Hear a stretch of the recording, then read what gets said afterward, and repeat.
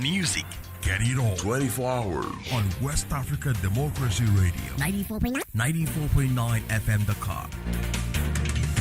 WADR. You can listen to us on 94.9 FM in Dakar through our website www.wadr.org.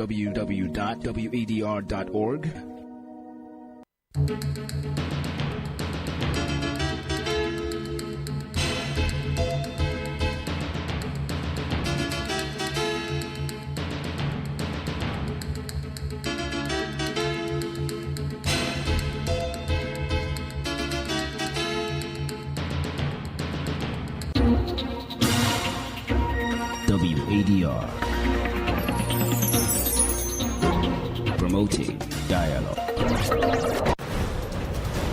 It's 6 p.m. in Dakar and Monrovia, 7 o'clock in Lagos and Cotonou. Good evening and welcome to Newslink on West Africa, Democracy Radio, broadcasting on 94.9 FM and around the world at wadr.org. Here are the top stories. Calm returns in Nigeria's capital Abuja following major protests demanding release of Biafra leader Nnamdi Kanu. Free Nnamdi Kanu now! Free Nnamdi Kanu now! Free Nnamdi Kanu now! Free Nnamdi Kanu now! Free Nnamdi Kanu now! Free Nnamdi Kanu now! Ghana tightens border security at Ilubo amid reports of abhorrence fleeing pre-election tensions. Severe flooding devastates communities in eastern Senegal. Authorities reported significant damage with assessment 249 families and 7 localities affected. In Cameroon, opposition candidate Bakar declares himself a winner of the presidential election ahead of official results. Please stay tuned for details of these stories and more. Here is Augustine Coley with Newslink. Many thanks for joining our broadcast this evening. We begin in Nigeria as calm has been restored to the capital, Abuja, after security operatives fired tear gas and gunshots on Monday to disperse protesters who were demanding the release of Nnamdi Kanu.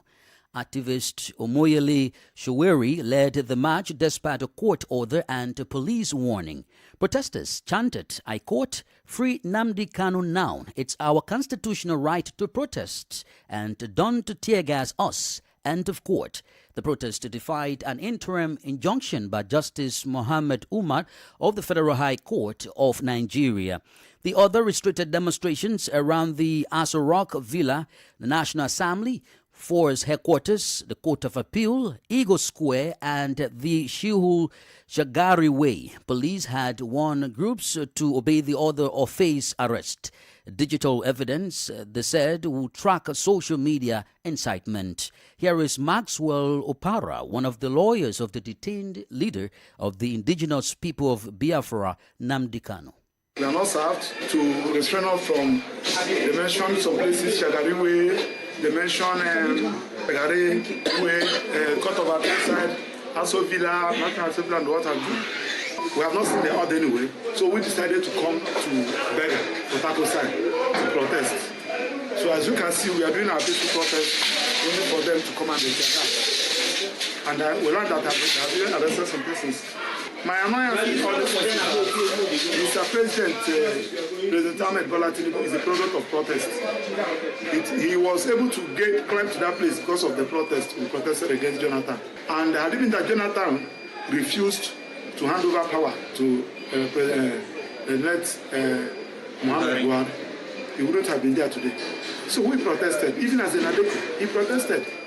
Why should we now use the military, use the police to stop people from protesting? Maxwell Opara is one of the leaders of the detained leader of the indigenous people of Biafra, Nnamdi Kanu. Let's now bring you some electoral developments. First, in Benin, as the National Autonomous Electoral Commission, SINA, has rejected allegations made by the major opposition party, the Democrats, regarding the arbitrary invalidation of a sponsorship form submitted by one of its MPs.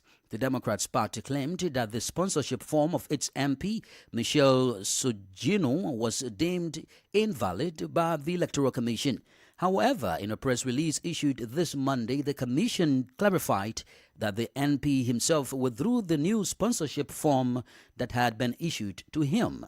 Sina denounces what it describes as a regrettable disinformation campaign while accusing certain political leaders of attempting to manipulate public opinion and disrupt the smooth functioning of the electoral process. Imo Edit reports. At the heart of this clarification is the affair of the sponsorship of MP Michelle Sojunu, which has become a real political attraction just a few months before the 2026 presidential election. Contrary to accusations by the Democrats Party, which referred to an arbitrary invalidation of their MP's sponsorship form, the Autonomous National Electoral Commission (SINA) assures that no forced exclusion took place. According to the press release, Michelle Sojunu himself withdrew the new sponsorship form that had been issued to him. The withdrawal made on October 14, 2025 was formally recorded by a discharge signed by the elected representative. The Senate therefore asserts that this decision is a personal choice of the deputy and not an arbitrary execution of a court order, as the opposition party suggested. The other point of clarification raised by the Senate is the involvement of a bailiff in the proceedings. The Senate specifies that it never mandated the bailiff of MP Sojunu, Maitre Rene Assad Ogbojo, contrary to what some rumors suggest. Rather, it was Maitre Elaine Akpo who was officially mandated by the Commission, strictly within the framework of his electoral missions and in accordance with the law. According to the press release, this intervention respected the legal procedures in force and cannot be equated with any political maneuver. Imo Edit with that report. Elsewhere in Cote d'Ivoire, it's no longer news that over 8 million voters will be at the polls on Saturday to choose their next president. The field of approved candidates has been narrowed down to 5 contenders, each presenting their vision for the nation amid rising expectations and mounting political tensions. In this edition of Newslink, we will bring you the profile of Simone Gbagbo, former First Lady and head of the movement of skilled generations, campaigning on social justice and national reconciliation. Let's join Christopher Atichu for more. Born on June 20, 1949 in Musu, a small village located in Bonohua and the town of Grand Bassam, Simone Eheve Gbagbo comes from a large family and became a caretaker for her younger siblings at an early age. Trained in literature and linguistics, she worked as a teacher before turning to activism and unionism, advocating for multi-party democracy and the Ivorianization of school curricula. It was in this context that she met Laurent Gbagbo, the future president of Cote d'Ivoire, with whom she co-founded the Ivorian Popular Front, FPI. Elected as a member of parliament for Abobo in 1955, she became the vice president of the National Assembly and chaired the FPI parliamentary group, quickly establishing herself as a determined and influential politician.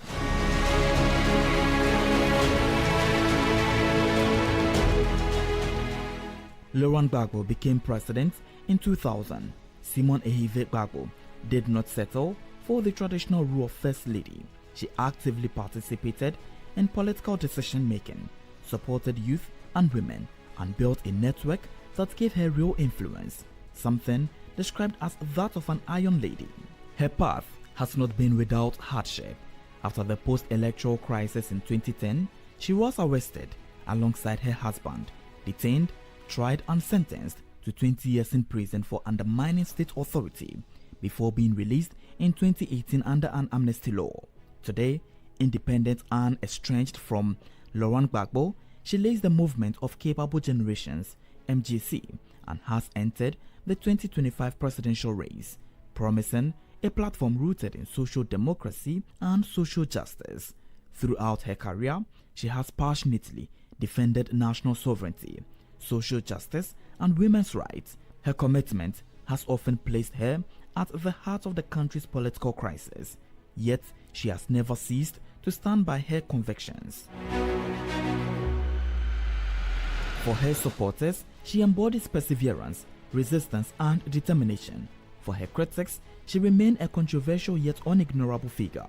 Still active in public debate, Simone Gbagbo continues to exert influence on the political scene, reminding everyone that behind the image of the First Lady stands a grassroots politician capable of asserting herself in a world still largely dominated by men. Beyond politics, Simone Gbagbo is known for her dedication to youth empowerment and the promotion of women's rights.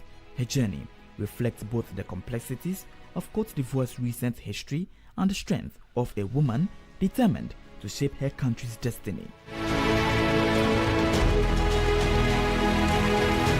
Now 75 years old and serving as president of the MGC, Movement of Capable Generations, Simone Gbagbo presents herself as a symbol of struggle and political endurance, firmly committed to transforming Ivorian society. A candidate in the presidential election of October 25, 2025, she aims to champion a vision of social justice, economic independence, and the restoration of national values, drawing on her political experience, spiritual convictions, and resilience. Thanks to Christopher Aticho for bringing us the profile of Simone Gbagbo, former First Lady and head of the Movement of Capable Generations. This is the countdown to the 2025 presidential election in Côte d'Ivoire. Well, let's now take you to Ghana, where authorities have intensified security along the Ilobo border in the western region of the country following reports of an influx of more than 1,500 Ivorians fleeing election-related violence in Côte d'Ivoire. The move comes amid growing concerns over potential instability ahead of the neighboring country's October 25 general election. Nadeditete reports. Western Regional Minister Joseph Nelson has directed security officers stationed at the Ilobo border to remain on high alert as the influx of Ivorians fleeing tensions ahead of Côte d'Ivoire's general election continues to rise. Mr. Nelson, who visited the Ghana-Côte d'Ivoire border to assess the situation, urged officers to be vigilant and monitor all entries closely to prevent potential criminal infiltration. He noted that the situation remains fluid and cautioned that more Ivorians may seek refuge as the election draws closer. Deputy Commissioner of Immigration at the Ilubu Command, DCI Joshua Kraku, said distinguishing between regular travelers and asylum seekers has become increasingly difficult. He explained that while many Ivorians are leaving the country as a precautionary measure, they often enter Ghana as ordinary travelers before later seeking asylum at refugee camps. DCI Kraku added that the numbers are steadily rising, though there has not yet been a mass movement of people visibly fleeing across the border. For WADR, Nadeditete, Accra. For more electoral matters, let's cross over to Cameroon, where the official results have not yet been released more than a week after the presidential election. As the vote count continues, main opposition candidate Issa Shiroma Bakari has declared himself the winner, challenging the long-standing incumbent Paul Biya. Since Sunday, Bakari has been publishing what he claims are official vote tally reports to support his assertion of a significant lead in the polls. Abdullahi Hassan tells us more. A day after the presidential election, opposition leader Issa Shiroma Bakari declared himself the winner and on Sunday began publishing original official reports from 18 departments representing approximately 80% of the national electorate. According to these documents, Bakari claims to have won significant majorities, including 78% of the votes in Wuri compared to 12% for incumbent President Paul Biya and 61% in Mungo compared to Biya's 32%.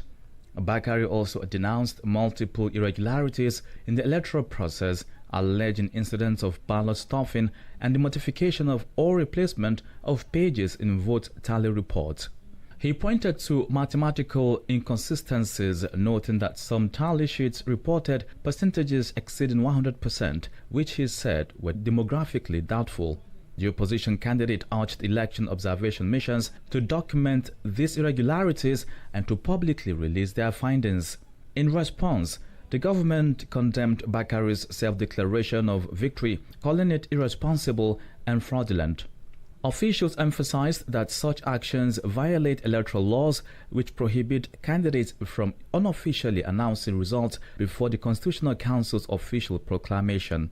It is worth noting that prior to the election, Bakari had warned against self-proclaimed victories, making his recent actions appear contradictory to his earlier stance. The Constitutional Council, however, has until October 26 to announce the official election results. Abdullahi Hassan with that report. You are still listening to Newslink on West Africa Democracy Radio, broadcasting from Dakar, Senegal. Here is a reminder of our top stories. Calm returns in Nigeria's capital, Abuja, following major protests demanding release of Biafra leader Nnamdi Kanu. Ghana tightens border security at Ilubo amid reports of abhorrence fleeing pre-election tensions. In Cameroon, opposition candidate Bakari declares himself winner of the presidential election ahead of official results. Still ahead in the news, severe flooding devastates communities in eastern Senegal. We also have guest interview and sports news. Please stay with us. Fresh and breaking news all the time. Hear it first as the news breaks, only on West Africa Democracy Radio. Newslink continues. We are streaming live on YouTube at WADR and on Facebook, WADR English Service. We head to the Gambia now, where human rights institutions across Africa are raising alarm over the shrinking civic space across West Africa. The concerns were made during the 8th Regional Forum of the Network of African National Human Rights Institutions held in Banjul. The three-day meeting, which concluded today, brought together stakeholders across the continent ahead of the 85th Ordinary Session of the African Commission on Human and People's Rights.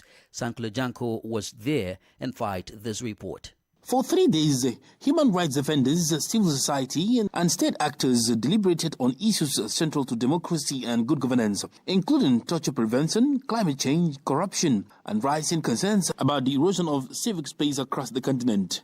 Joseph Whittle is the chairperson of Network of National Human Rights Institutions, NANRI. The civic space is shrinking, and even the very existence of national human rights institutions is at stake. Indeed, 1 or 2 have been closed down within the sub-region, and others are even prevented from going to other fora. Over the past 5 years, West Africa has experienced a wave of military takeovers in Guinea, Burkina Faso, Mali, and Niger, all of which remain under military rule. The recent coup in Madagascar has added to growing regional concerns. The chairman of NANRI expressed deep concern over the trend, warning that it threatens democratic governance and weakens respect for constitutional order. I'm very concerned when you see prevalence of unconstitutional coup d'etats taking place. We all get worried because as soon as there is emergency rule, you cannot have human rights existing. As the African Commission prepares for its 85th Ordinary Session, its chairperson, Remy Ngoy Lumbo,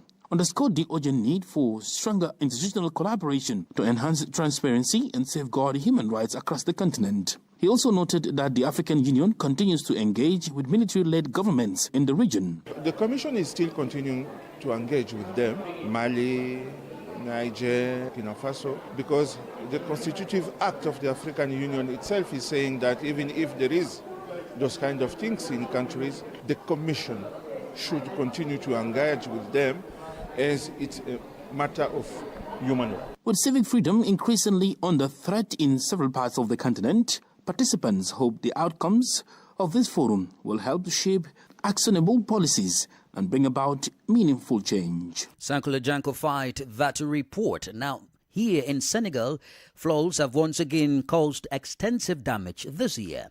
In the Bakel department, located in the eastern part of the country, heavy rainfall and the overflowing of the Senegal River have severely impacted local communities. Thousands of residents have been displaced, prompting the authorities to activate an emergency response plan to provide relief and support. Dauda Seni, the prefect of the Bakel department, spoke to WADR, a team of reporters, about the situation. À la date du 5 octobre, on était à... As of October 5, the water level at the Bakel reference station has risen to 11.29 meters, well above the alert level of 10 meters. This caused extensive flooding across all low-lying areas along the river. Authorities reported significant damage, with assessment identifying 946 hectares of farmland submerged. 249 families and 7 localities affected, amounting to 3,927 people impacted in total. Among the victims, 178 families were displaced. Of these, 27 families were sheltered in school buildings, while the rest found refuge with relatives. Daouda Sene is the prefect of the Bakel department in eastern Senegal. Politics, Analysis on major news, social matters, and all. This is The Guest. We turn our attention to human rights and governance across the continent. As democratic systems evolve, the role of human rights institutions has become even more crucial, from ensuring accountability to protecting citizens' fundamental freedoms. Joining us for this conversation is Joseph Whittle, chairperson of the Network of National Human Rights Institutions. He also serves as the commissioner of the Commission on Human Rights and Administrative Justice in Ghana. Mr. Whittle has been at the forefront of regional advocacy for human rights, working to strengthen national human rights bodies and promoting compliance with international standards. He is concerned about the shrinking civic space across the continent. For NARI, what is important is to build the capacity of our national human rights institutions, who will undertake the burden of working at a national level, dealing with state authorities who are involved in the issues you just mentioned, to ensure that the states do not create situations where torture and deprivations occur. When they occur, they will raise them up at the levels of either their parliament or beyond parliament, hold them accountable at the level of the African Commission, where they have audience and where they can present their shadow reports. And then beyond that, to the UN level, where they can also again send their shadow reports and critique what is happening locally. That will give the opportunity for the peers of the country concerned to go ahead and be subjected by its peers whenever there's a meeting at the African Union level or at the UN level, at the General Assembly. What role can national human rights institutions in Africa in preventing torture and promoting justice? I mean, regions experiencing political stability and military rule, for example, in sub-Saharan Africa, in West Africa in particular. Well, I'll take it from a practical point of view. We have a situation in Africa, particularly in this West Africa sub-region, where military rule has reasserted itself. And as a result, the civic space is shrinking, and even the very existence of national human rights institutions is at stake.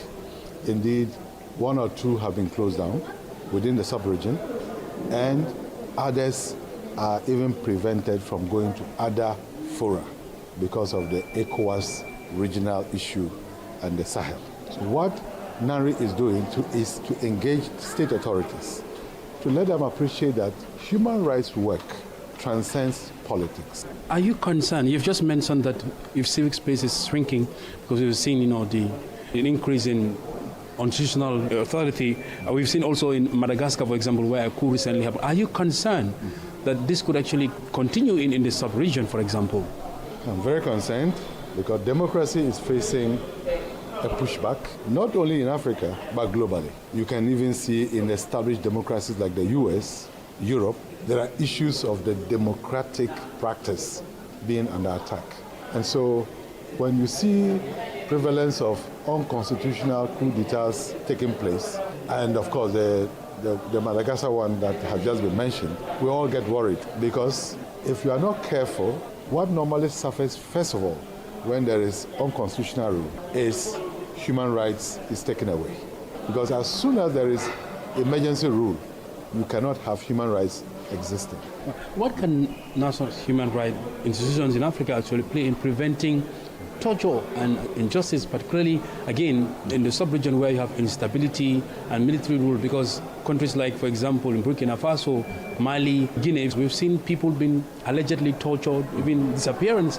What can institutions like yours play in preventing such issues? You see, torture is prohibited under any circumstance no country has a duty or the responsibility of subjecting its citizens to torture. Even if it's a military government, it's something that we are asserting.